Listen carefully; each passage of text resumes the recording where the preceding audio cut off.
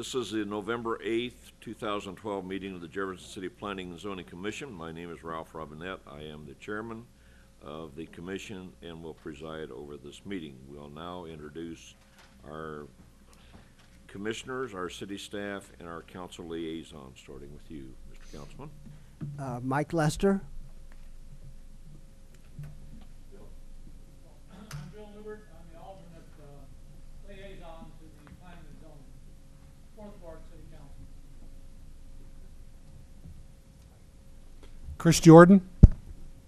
Jack Deacon. Dave Nunn. Ann Strotman.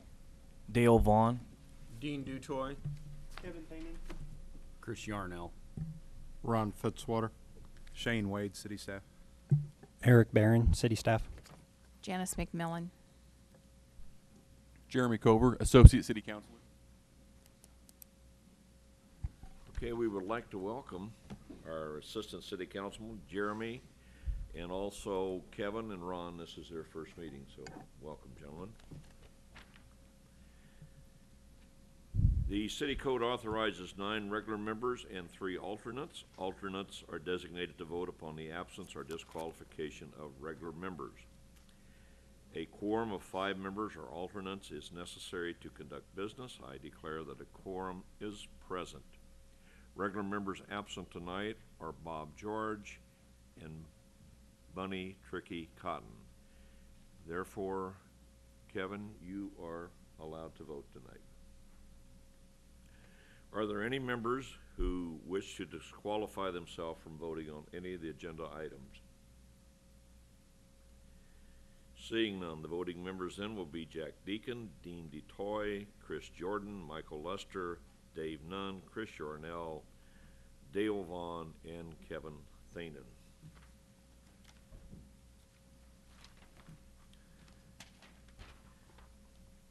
The agenda tonight, I will just call these cases out, and if someone is here to represent them, just hold up your hand at this time. The cases that we have on our agenda tonight are case number P12017, 1404 Karen Drive rezoning. Okay.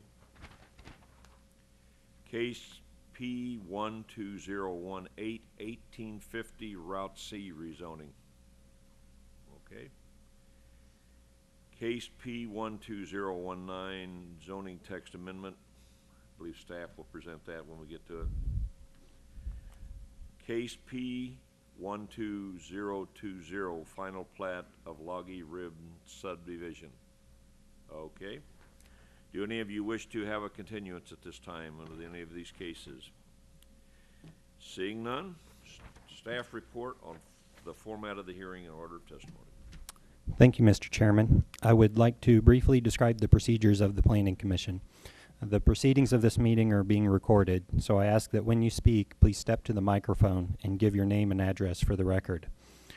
After a brief introduction by city staff, the applicant and applicant's consultants and advisors will explain their proposal. And the opening presentation by the applicant shall be limited to 10 minutes, and the applicant shall be given 3 additional minutes for closing testimony if so requested. We will then ask to hear from supporters of the request. We will then ask to hear from opponents of the request. We will then ask to hear from anyone else who wishes to speak on the request.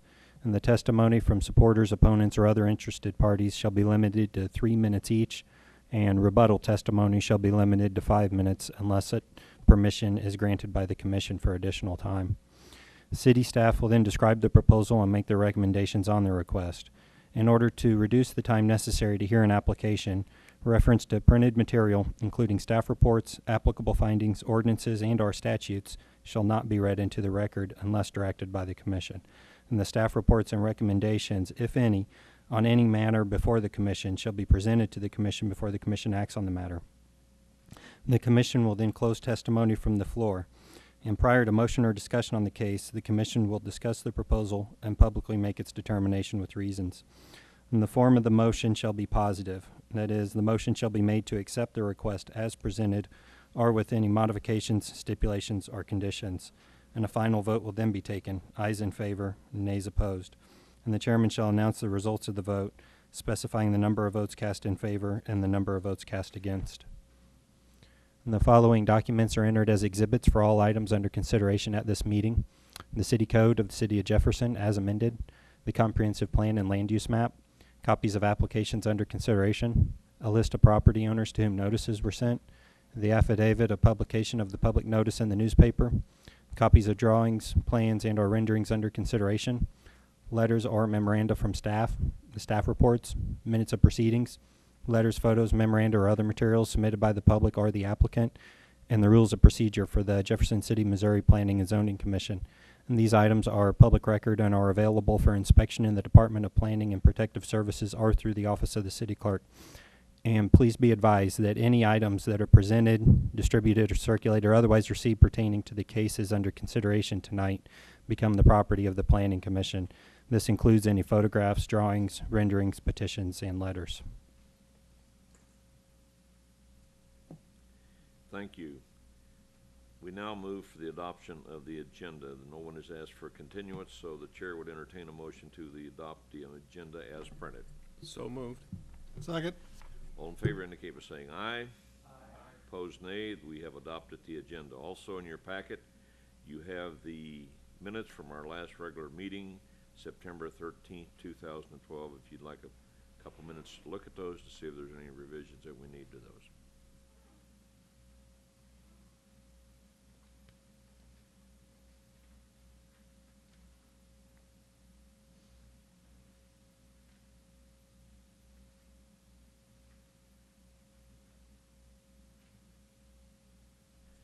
Chair would entertain a motion to approve the minutes as you have been presented to you.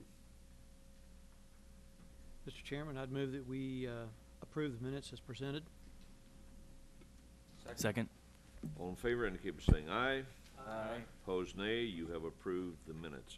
Also, each commissioner should have a communication received packet at your convenience. I would encourage you to look at the correspondence that we have received. New business, case P12017, 1404 Karen Drive, rezoning from RS4 to PUD, comprehensive plan amendment, preliminary PUD plan, and preliminary subdivision plat. Staff report. Thank you, Mr. Chairman. This is a rather complex proposal that's in front of you tonight, and I wanted to start with a description of a couple items. First, the PUD zoning district here in Jefferson City, and then also a description of the platting process, both for your benefit, the benefit of the new members on the commission, as well as the benefit of the people, citizens in attendance. First, to describe the city's PUD zoning district. In Jefferson City, there are a number of different types of zoning districts: residential, industrial, commercial, etc. And within each of those districts, if you have a piece of property that is zoned a certain way, be it commercial, then you are allowed to do whatever is allowed within that commercial district on your piece of property, assuming you do it in conformance with all of the other requirements of the zoning district, including setbacks, number of parking spaces, landscaping, etc. In the course of doing that, you prepare a plan, usually an engineered plan, that is presented to city staff, and city staff review that plan to make sure that you're meeting all of these zoning requirements. The PUD zoning district is a little bit different, wherein if your property is zoned one of the normal zoning districts, then the approval of that plan is done by city staff. Whereas if your property is zoned PUD and you're going to develop your property under a PUD plan, staff no longer approves that plan. It is approved through the Planning and Zoning Commission and on to the City Council, and must be developed essentially exactly the way that it's laid out on that plan. And any changes to that plan have to go through that process again, through the Planning and Zoning Commission and the City Council again, before any changes can be made to that plan. What that does is it puts a piece of property that's being proposed as a PUD in front of a public body and in a public hearing format where all the neighbors surrounding the property get notices. So if, for example, someone wanted to make a change to a PUD plan, all the neighbors surrounding that property would get a new notice in the mail. There would be a new public hearing in front of you, and then also in front of the city council. The PUD district is how do I put it? It's an effective way to propose developments that have a high potential for conflict with the surrounding land uses, because specific things within the PUD plan can be put in place, such as buffer yards, and in order to reduce conflicts with surrounding property. That is a rather brief description of a PUD, of what the PUD zoning district consists of. And then also the platting process. When property is subdivided in Jefferson City, it's generally done in two parts. The first part is what we call a preliminary subdivision plat. This is a subdivision of if a property owner is looking at subdividing their farm, for example, into multiple lots, they present the plan in front of the city, and it comes in front of the Planning and Zoning Commission, that first lays out what the street network of this subdivision would consist of, and then also the general layout of lots and utilities. Then, if approved by the Planning and Zoning Commission, the developer could then follow up that plan with the second phase, which is the final subdivision plat, which actually outlines the actual final boundaries of the lots, and eventually that document, if approved by the city council, gets recorded recorded at the county recorder's office and allows the developer to start selling property.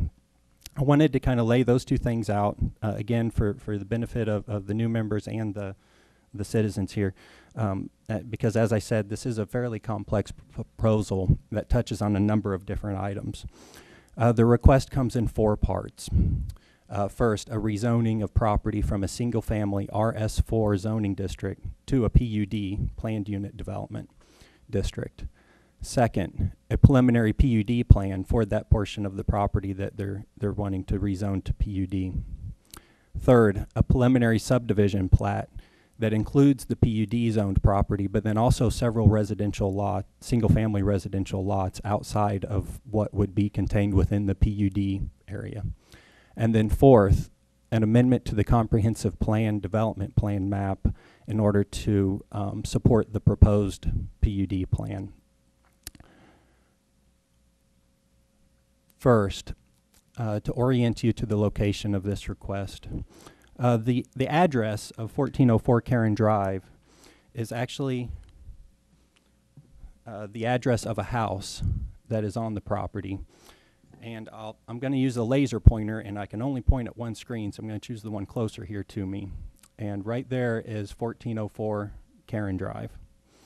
It's a house on a fairly sizable tract of land, about 10 acres, plus the applicant owns a couple smaller tracts of land, a little triangle of land right there, and then also a single-family lot right there that includes a house there on the corner of Karen Drive and Taylor Street. I apologize, the mapping software did not put a name on that street. It is Taylor Street, though. To get to the property, you'll notice the intersection of High Street and McCarty Street down here at the bottom. Warwick Village, which is a landmark here in Jefferson City. But if you take High Street back to Riverside Drive and then turn onto Karen Drive, that's how you would access the property. And the property is currently zoned RS4, which is a single-family residential zoning district. The Karen Drive beyond Taylor Street is a substandard roadway. And let me describe that a little more. If you're going to the property and you turn from Riverside onto Karen Drive is a modern, a street built to modern standards up until Taylor. And then from that point on, it really looks like a residential driveway, and I have a picture of that later. But it is maintained by city street crews. It is plowed when it snows, etc. It's just a very narrow driveway that was never built to city standards. There are several houses, or 2 houses, one right there and one right there, that access that gain their access from that substandard Karen Drive, as well as the applicant's, the house that the applicant owns.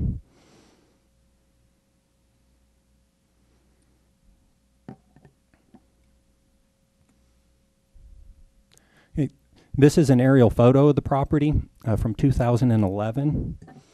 Yeah. Again, you can see the applicant's house right there, or the house that the applicant owns. And the property is kind of located on a hill. So the high point of the property is in this area right here, and everything around it sits lower. You'll see that there is a pond up in the northern part of the property, and there's a substantial number of trees that exist, essentially in a tree line around the property. The northern part of the property, the boundary is basically along a creek drainage way. There is a portion of right-of-way that has never had a street constructed on it right there. That's old McKinley Street right-of-way that has existed for many years as public right-of-way, but never had a street constructed on it.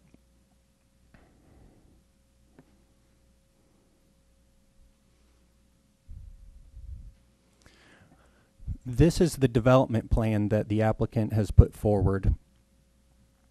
There's a number of features on this plan, and I will try to touch on them. First is the different uses that are being proposed with the plan.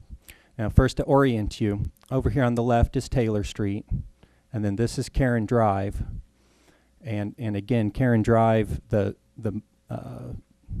substandard portion of Karen Drive, as it stands right now, starts right there.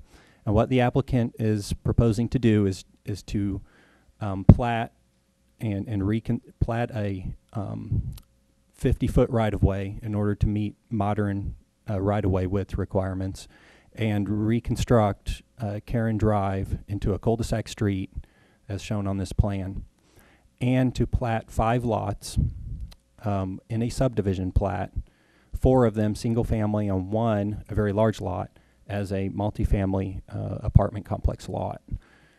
The 4 lots, one right there located at the corner of Taylor and reconstructed Karen Drive. There is a house that sits on this property right now that would be demolished in order to meet the width requirements. In order to get the 50-foot width for a new street, the house would be demolished, and then the lot would be platted so that a new house could be constructed on that property. Then 2 new single-family lots right there and there.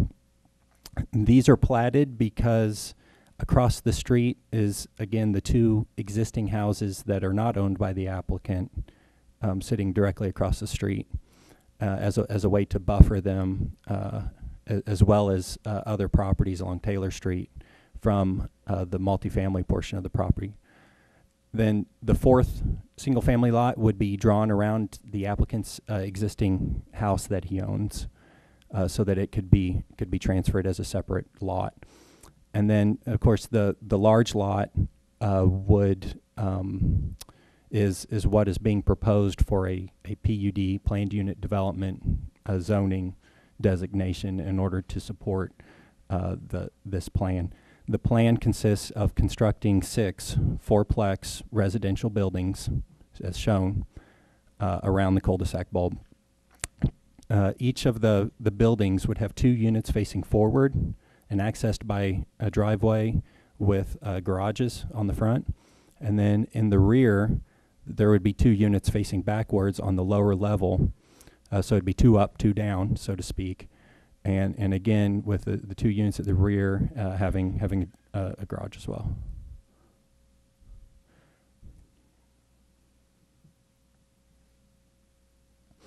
This drawing does take the form of both the preliminary plat and preliminary PUD plan, so they're both kind of stacked on top of each other. This drawing does show a number of things, such as the utility plan for the area, which is essentially to extend utilities down Karen Drive. A sewer plan, which is basically tying into existing manholes in the area and extending sewer lines to serve all of the lots. sidewalks, which would be constructed along the southern side of Karen Drive. A parking plan. The width of the right-of-way allows for, in the street allows for parking along one side. The designated parking would be on the same side as the sidewalk on the south side of Karen Drive. The PUD plan, one major component of a PUD plan is to establish what uses are allowed for the property that's zoned PUD. And the uses are outlined as being limited to single-family and multifamily residential with a maximum density of 24 apartments. So the maximum density that could be built on this property is exactly what's being shown on this plan. The developer would not be able to construct more than the 24 residential units, 6 fourplexes.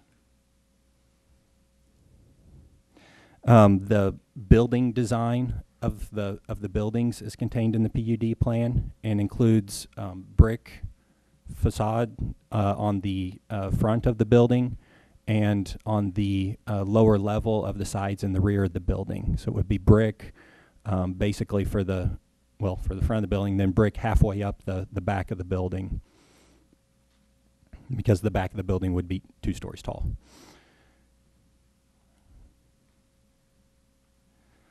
Parking is being met. The parking requirement for a residential unit, for an apartment unit, is 2 parking spaces, which is being met with 1 parking space in the garage and 1 parking space in the driveway for each unit. And then they have outlined a trash dumpster location. One item of concern was how trash service would be provided to a development such as this. So they have outlined a location where they would place a dumpster.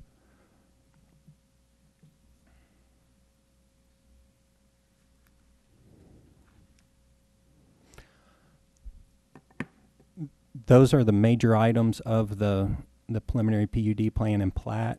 Oh, there's one other small item. There's a small piece of property outlined in black right there that would be platted actually as a reserve tract, and with the intent of transferring that to this house. I guess there is a slight separation distance between what this property owner actually owns and where the road would be built, and in fact where the road exists now. So it would clean that small situation up. I have a couple pictures. First is a picture of Karen Drive where it widens down to that driveway width, as you can see there. The second picture is a picture along Karen Drive. The 2 houses that I point at that are not owned by the applicant are right there and there. So that is the road that is used to access those 2 houses. And then further on, back beyond this house, is the applicant's the house that the applicant owns, and the property line for that larger tract of land actually starts right about there.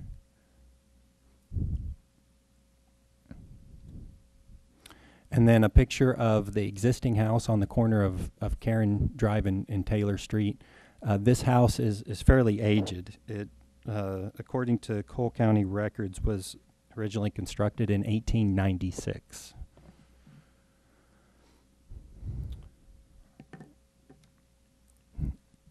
So again, to outline the 4 different parts of this proposal, a request to rezone a portion of the property from RS4 to PUD, and that is the portion of the property outlined in green, so that they can propose a PUD plan, separate plan for that property, while maintaining single-family residential on these 4 lots, plus platting the right-of-way. The preliminary PUD plan for that multifamily development of the 6 fourplexes, and that's what's showing there, and a preliminary plat to create the 4 lots and 1 multifamily lot for a total of 5, plus the 1 reserve tract. And then the last item, which is important to note, is the comprehensive plan amendment to support the multifamily residential development plan.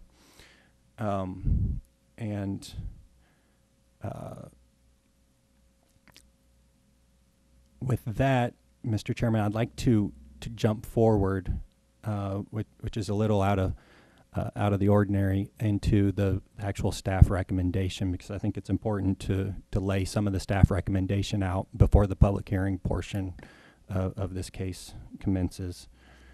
On its face, well, first, if you'll look within the staff report, I do have a neutral stance on this case, and that's a fairly difficult position to take. You know, at first glance, this proposal looks to be in pretty obvious conflict with not only the existing use surrounding the property, but also with the city's comprehensive plan.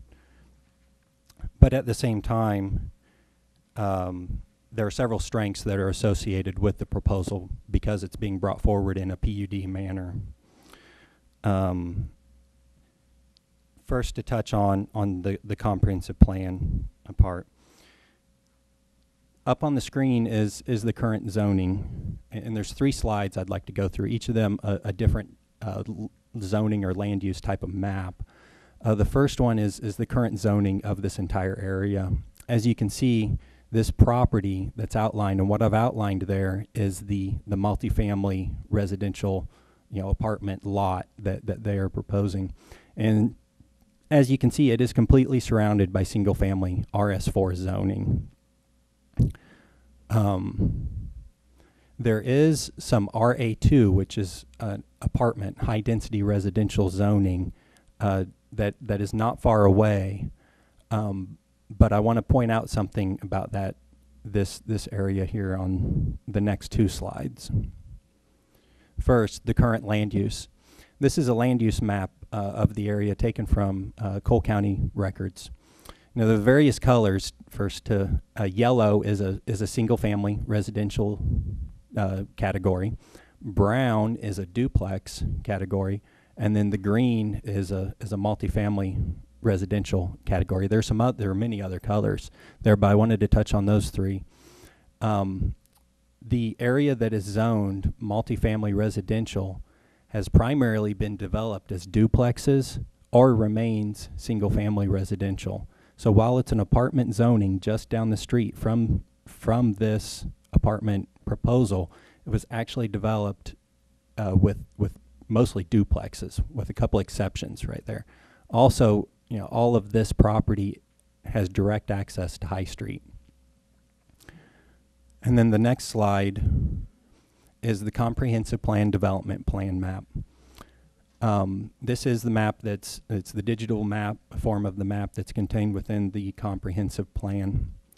Again, the property is highlighted here, and the comprehensive plan actually shows this area as being intended for medium density residential attached, which is a duplex type of designation, not apartments. Same with this property down here, and the property between the two, while it's zoned for apartments, zoned RA2, is still being used as single family. So really the point that I'd like to get by here is that this property is surrounded by single family residential uses, and its access is through a single family area, which puts it in conflict with the city's comprehensive plan, in that it's a high density apartment style of development surrounded by a single family neighborhood, and also that the traffic access to this higher density area is through a lower density area, in this case the medium density detached residential designation. Now, that being said, the proposal does have several strengths. The PUD plan, as it's been put forward, does preserve a large amount of open space and trees. The plan, within the text of the plan, actually says that the trees that are existing on the property will be maintained to the extent possible. Obviously, some will have to be removed in order to install the various utilities and stormwater drainage type facilities, but where not required to be removed, they would be maintained. The plan does limit access to the property to a single street, being Karen Drive. There are several other right-of-ways that front the property. Let me flip back a few screens. McKinley, Pierce, Buchanan, all dead end at this property. And this proposal would not utilize any of those streets in order to access the property. To do so involves crossing a creek and going up a rather steep hill. And there have been several comments from the public and within your correspondence that they would prefer for those streets not to be extended into the property. 3, the apartment buildings would be fairly buffered from surrounding property, in that there's a fairly good distance between any single apartment unit and the surrounding property, more than would be required under zoning code requirements. And then last, that the exterior finish of the buildings is defined within the plan. The buildings, if approved through a PUD plan, would have to be built with the brick facade on the front and first floor or lower level of the sides and rear, according to the plan, which under normal there are no building style requirements within the zoning code to that extent. So this proposal does address many of the concerns that have been voiced by surrounding property owners, within the correspondence you have received. And then also this case is a carryover from the September meeting where the applicant proposed a straight rezoning of the property rather than this PUD format. But though that's done so at the expense of creating a pocket of apartments within the single family area.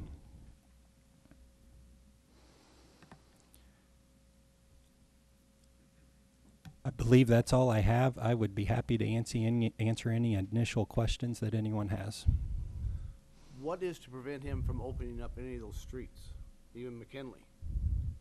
The PUD plan. That's it. Yep. And the plat. To do something like that, platting of right of way, has to be done through through a preliminary plat, and would be controlled both by the platting process and with a PUD plan on the property by that as well.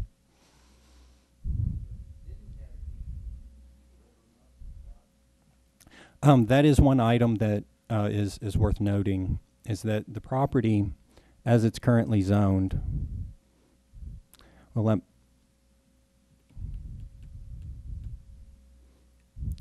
RS4, as it's currently zoned, single-family residential, the applicant could propose a subdivision plat, which would not require a public hearing. It would not require notices to the surrounding property owners, and but would have to consist only of single-family buildings. He could subdivide the property as a single-family development, but rather than doing that, is choosing to pursue a higher density style of development through a PUD plan. The density that's contained within the PUD plan, and I have some of the numbers outlined in the staff reports in your packets, is a total of 28 units, which comes out to 2.7 units per acre, which is fairly comparable to the surrounding neighborhood. If you look at how many houses are built in a block and divide that by the acreage of that block, it's fairly comparable. But the RS4 zoning district does allow for a higher density than that. Up to 6 units per acre is what the RS4 district allows. So what the proposal is doing is,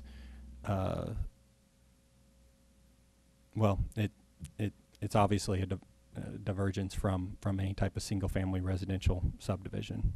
So.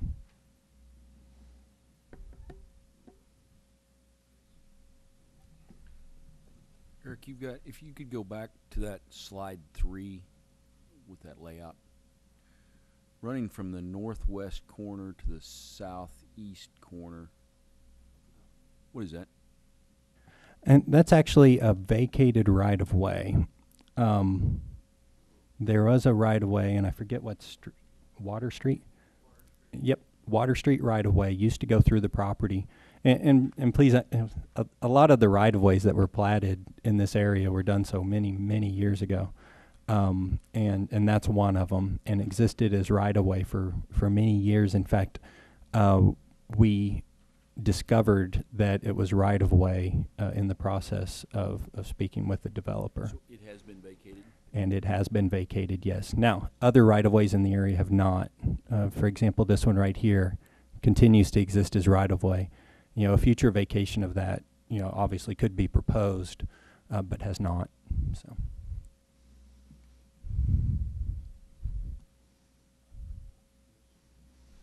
Eric, maybe this is a question for you or maybe for the applicants when they get up here, but with the testimony that we received the last time they were here, one of the big concerns was, you know, going and looking at the potential of a PUD plan and exterior facades and maintenance and ownership and all that.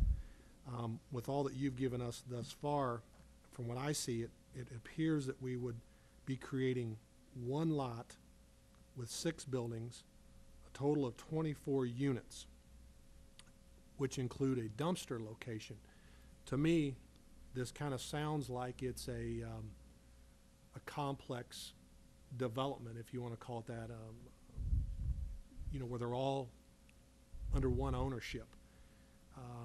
When you go back and you think about that maintenance of the exterior facades and the PUD plan, is a part of this plan something that the city or the developer could offer up that says that they cannot condo out these buildings? Because obviously if they're not on their own lot, they can't be sold individually.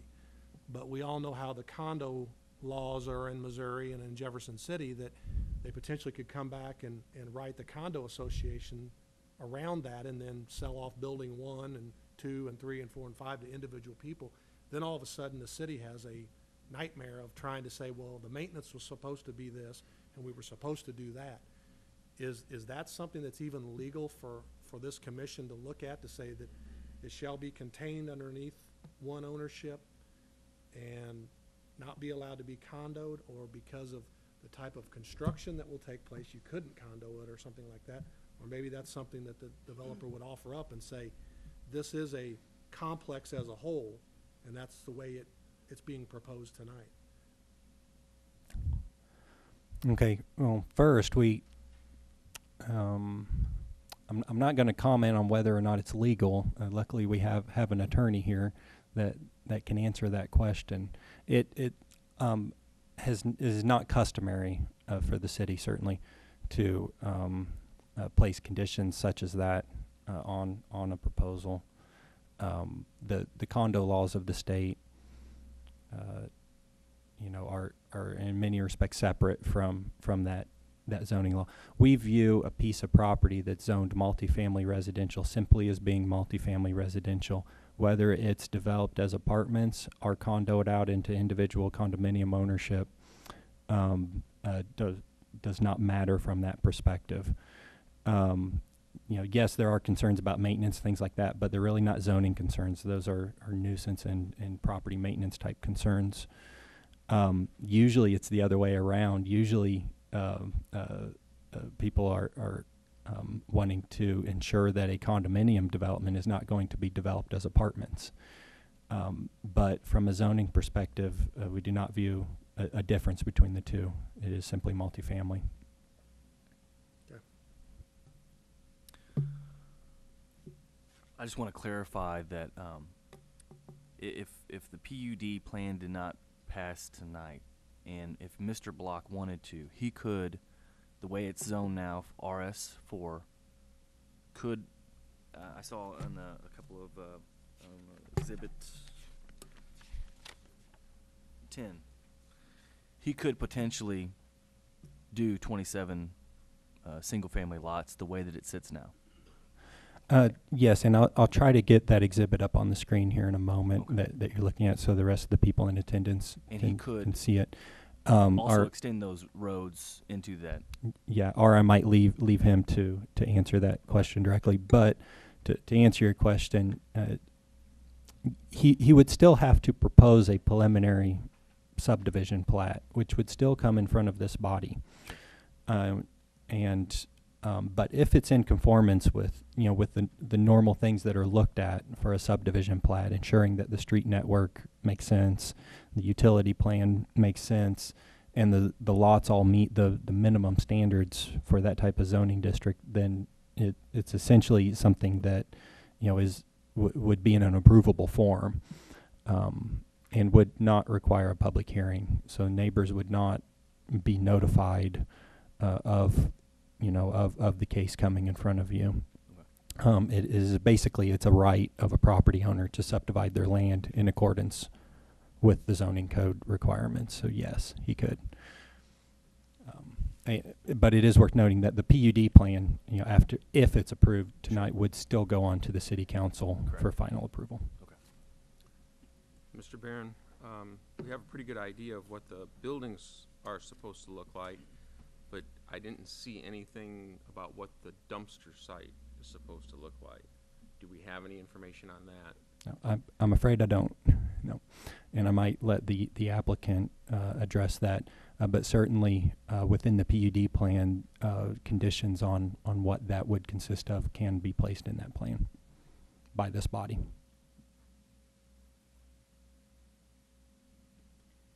Eric, you mentioned the comprehensive plan. Is the comprehensive plan a guideline? Is it policy, or is it ordinance? Well, I'll lean on my supervisor behind me on some of those. But the comprehensive plan is a document that contains a number of goals and objectives within it. So it's certainly important to follow those goals and objectives. And when something is directly in contradiction with some of those goals and objectives, then it becomes very difficult to support. And I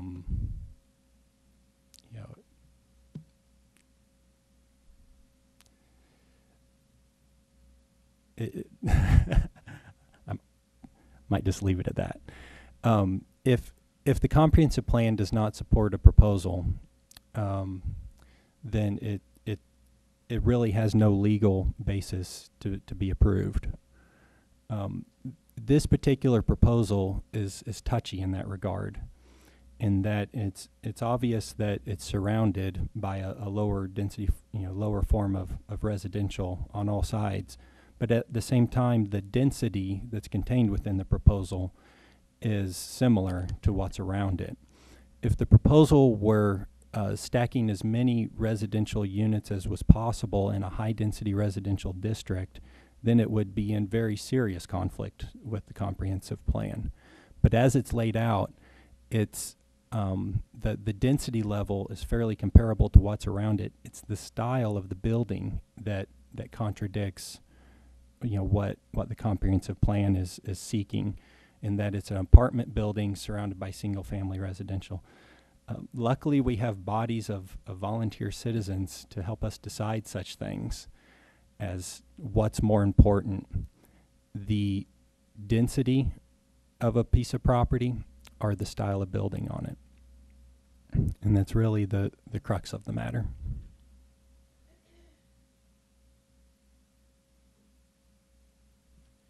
Any other questions of staff?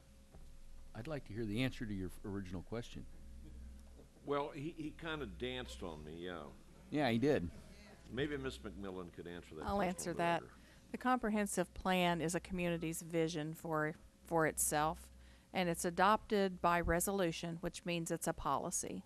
Now, a community cannot have zoning without a comprehensive plan, and when we modify our zoning, it has to be in conformance with the comprehensive plan. That's why we process comprehensive plan amendments when we approve a zoning change.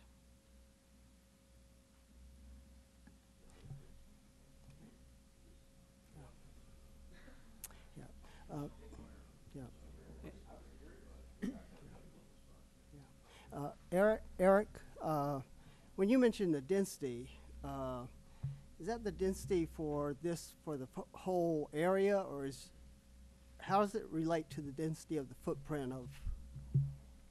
Okay, density And you know, in my role, I sometimes jump between two different ways to measure density. For commercial property, you know, and a lot of the requests that come in front of you are commercial type requests. Density is usually measured in what's called a floor area ratio requirement, which is how many square feet of a floor, you know, compared to the size of the property. Residential density is measured different. It's measured in units per acre. So, you know, as it's in the zoning code, it's how many residential units on each individual acre. So it doesn't, you know, in that regard, it views a very large house as being the same as a very small one, or a very large apartment is the same as a very small one. But is the acreage you're talking about, is that looking at the full area here, or is it the footprint? Yes, it is the entire property. Okay. Yes. And so the density of the footprint is really quite a bit more. Yes, because it is, yeah, 2 stories tall, units stacked on each other. Okay. Yes. And I'd like to expand on what Mr. Lester said on that. I've been flipping between Exhibit 10 and the plat that's up here, and there's, if I do my math right, there's 24 units shown up there, multifamily units. And I come back here to Exhibit 10 and I count lots, and in that same area, there's 12. So that's twice as dense as if they developed it as a single family, if I do my math. Yeah, right. for just the portion of the property that's being proposed for those apartments. That's pretty much the only part that's important. Yeah.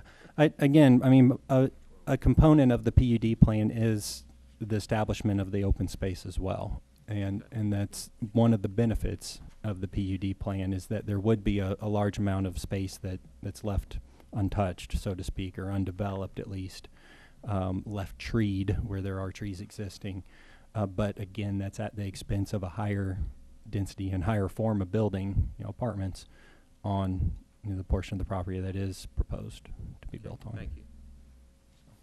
Mr. Chairman? To kind of go in with all this, hopefully, can we go back to the comprehensive plan map that you had, Eric? Yeah, thank you. One of the things, and as Janice pointed out, we have voted to change the comprehensive plan at various times. And also what happens on the comprehensive plan is you have, just like there, where you have areas that were already developed, whether they fit in with the area in which they're part of, like the 2 brown areas that are multiple family. They were that way when the comprehensive plan was made, and they were just fit in there, so they just kind of stand out. This would be the same if we approved it. The benefit that this has over the others that exist already is that it has all this green space, and you really don't see it much at all, as you would, which would not happen if it were developed with single-family homes. You wouldn't have as much privacy for the surrounding areas. Mm-hmm. So it does like what you said, I think, in that yes, it conflicts with the type of development in the area, but from an appearance standpoint and construction material standpoint, it's going to be relatively similar. It's buffered both by residential properties that they're going to build or actual natural buffer. So I think it kind of helps offset any problems that it has, at least as far as we've gotten right now.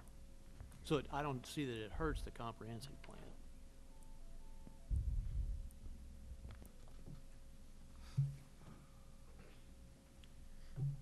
Any other questions of staff at this time?